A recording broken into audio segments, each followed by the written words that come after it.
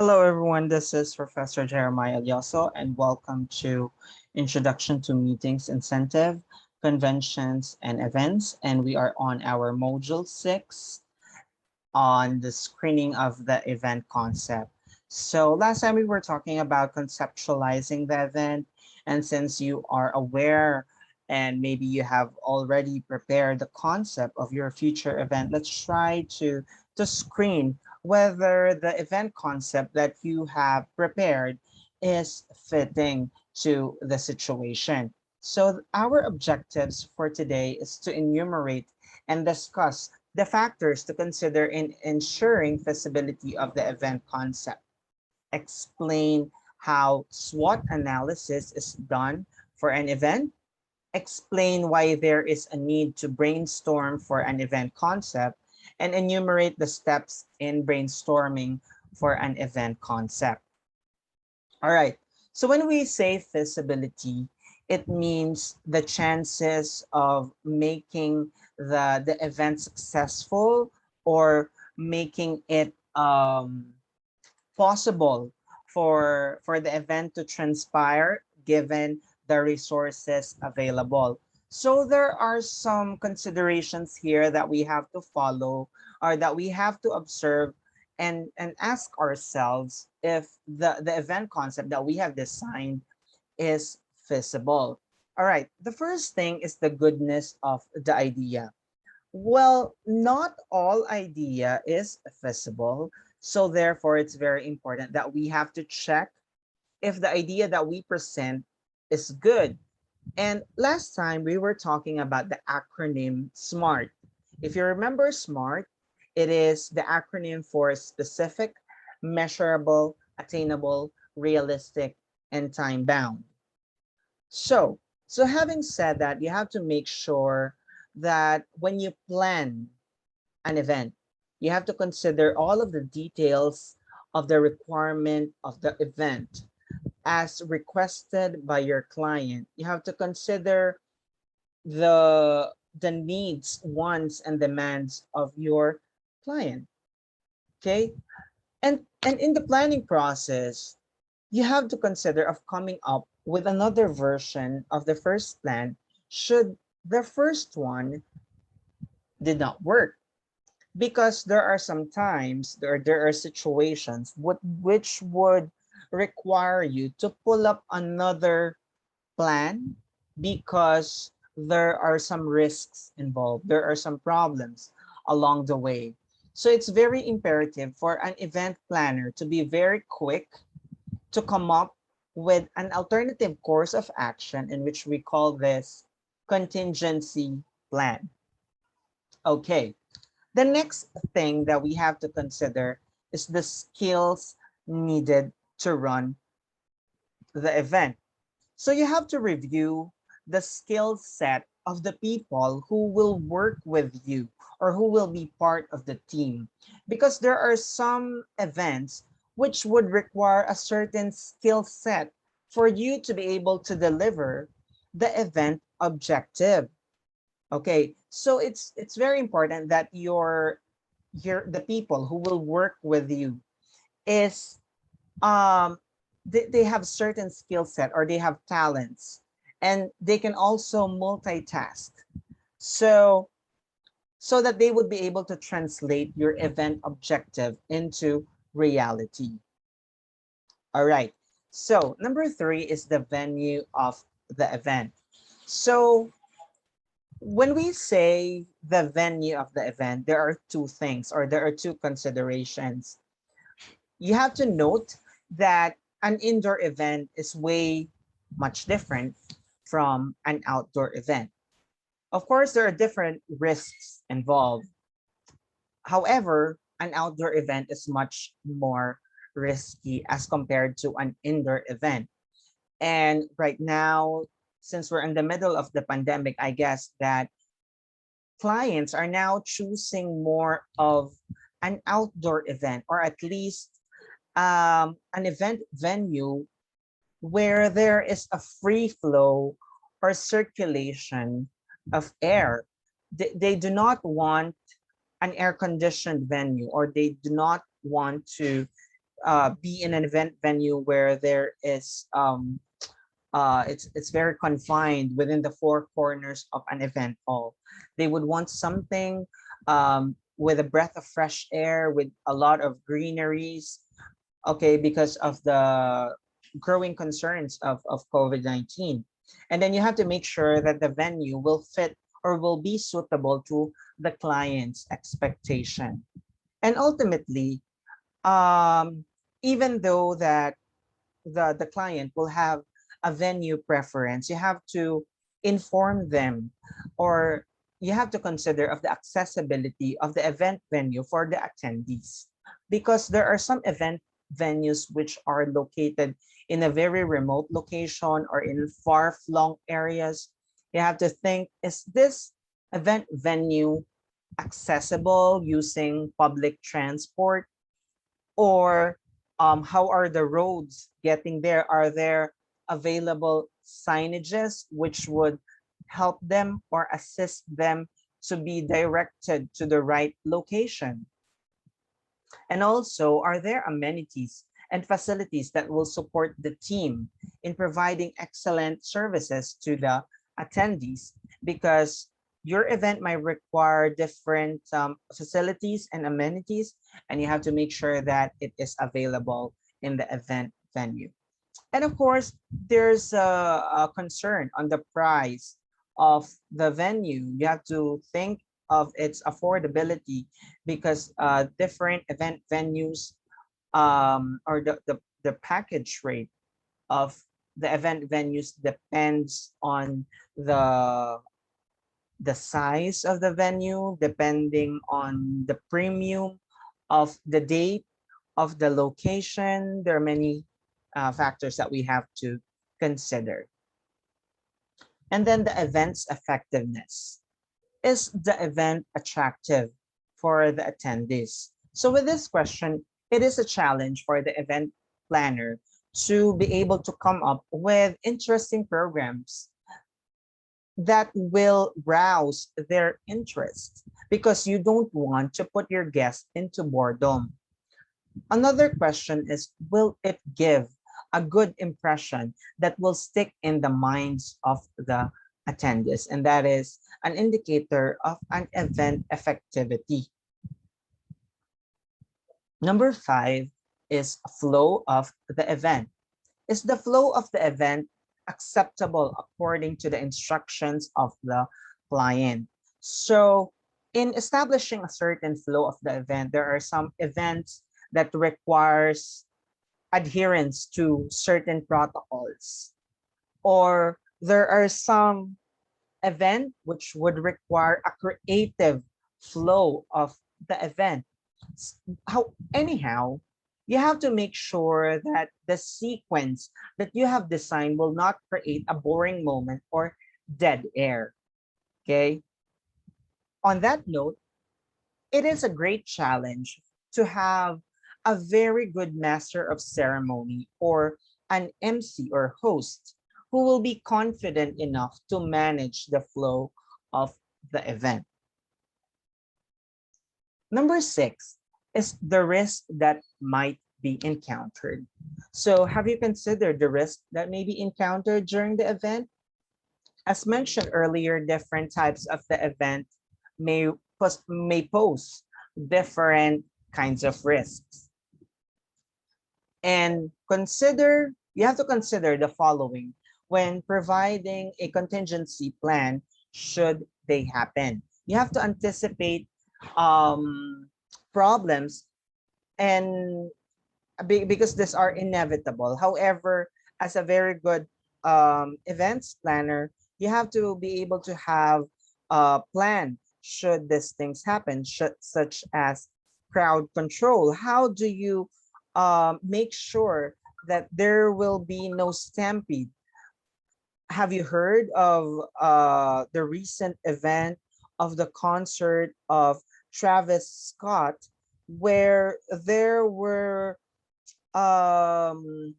reports of death during the concert of Travis Scott? I'm reading the news here, and I've seen these on different social media platforms, wherein um, there were deaths from 14 years old. There's 27 who died on a stampede offense during the Astro World Music Festival, and there were reports of 9 damages or deaths during this Astro World Music Festival concert of rap star Travis Scott.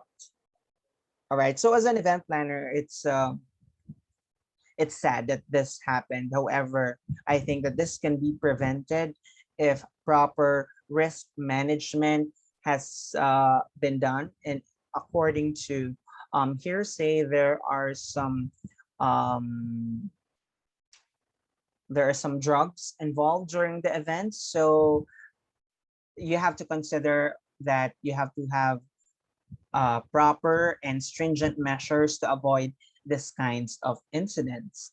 And number two is security of the event team as well as the attendees. So when we talk about security, you're protecting your guests or attendees and also the employees or the team involved. You're also securing the facilities. That's why there is security guard, there's bouncer, there's event marshals who will assist you in the security of the event. And sometimes you have to have the assistance of military personnel, could be the police or the firefighters, and some volunteers to attend to security of the event.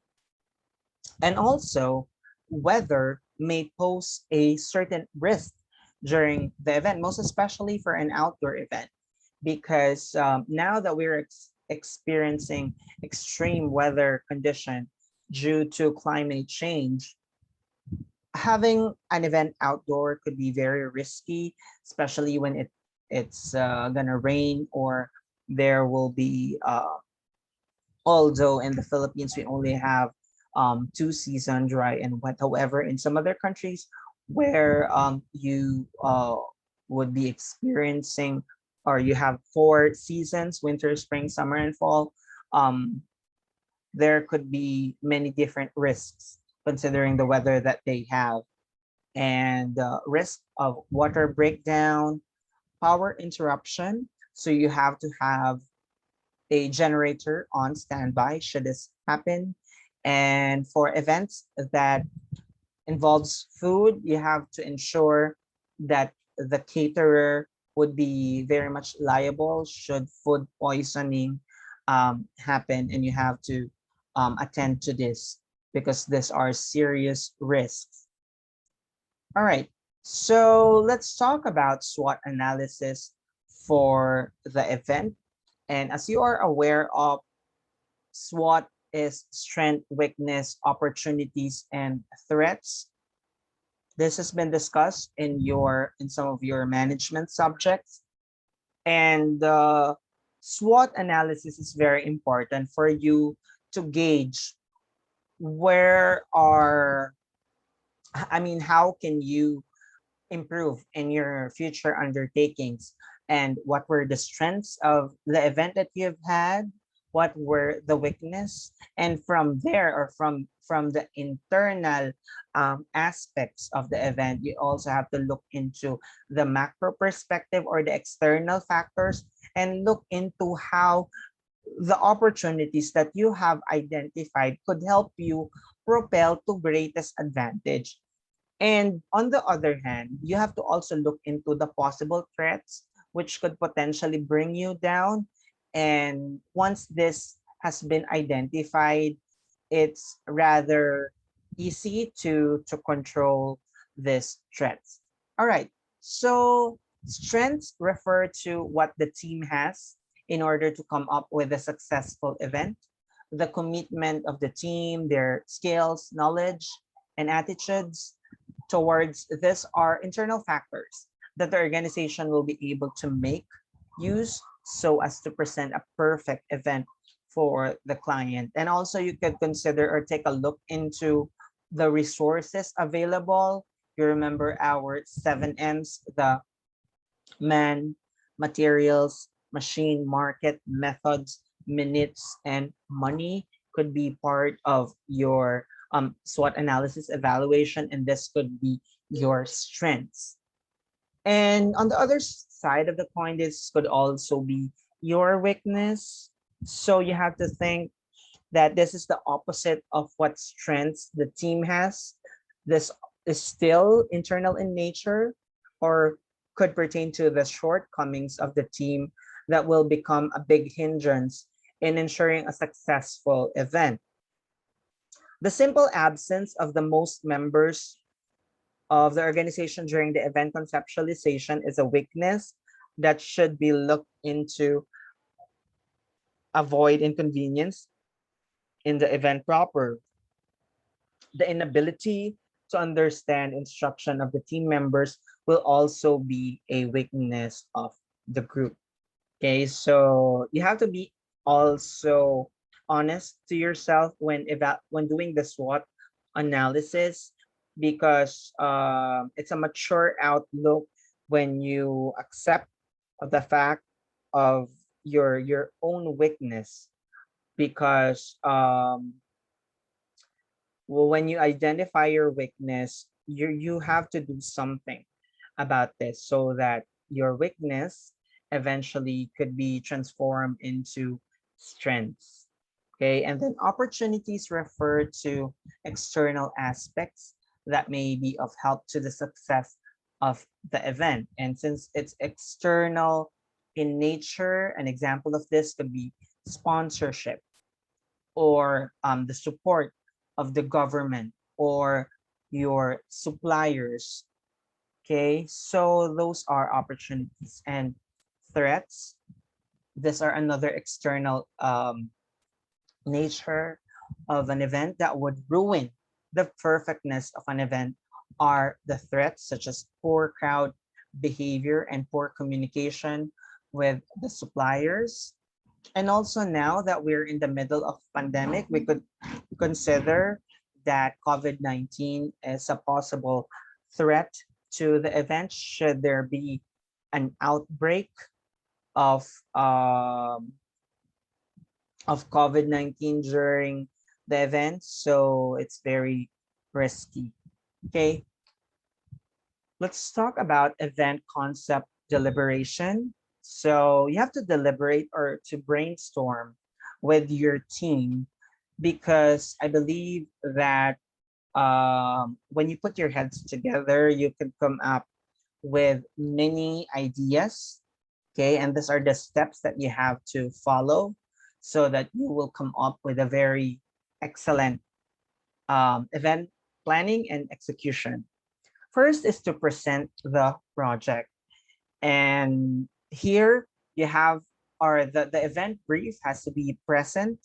Event brief, again, as we have discussed previously, are the very details of your event, and it covers the answers to the question of 5W and 1H. Number two is introduce the client. You have to pitch into your members who is the client or what is his or her demographic profile. Because when you know and understand your client very well, you can deliver your event so that you can satisfy your client. Number three is enumerate the client's expectations. Okay, when you're aware of what to expect, then you can create plans and programs that would meet these expectations or objectives. And then number four, show your plan. Okay, you lay down the plan. Okay, you present your ideas. Number five, get the idea, reaction, and suggestion of the team. It's nice that you solicit advice from the team members, because sometimes you're missing out a certain aspect of the plan, and you have to be very open and keep your ears open and listen to the suggestions and ideas of the others. Okay, number six is let them explain what they suggest. After all, it should be constructive. And seven incorporate the suggestions and recommendations if those are fit for the plan. Then summarize what were discussed. And number 9, prepare the proposal and meet the client for approval. And in the many years that I'm doing the event, I am following this simple event concept, deliberation. I try to bring this to the team, and the team is also giving out suggestions and their pitch to the project or the event. And I try to incorporate this, okay, and marry their suggestion and also the expectations of the client to come up with a very cohesive plan. Okay.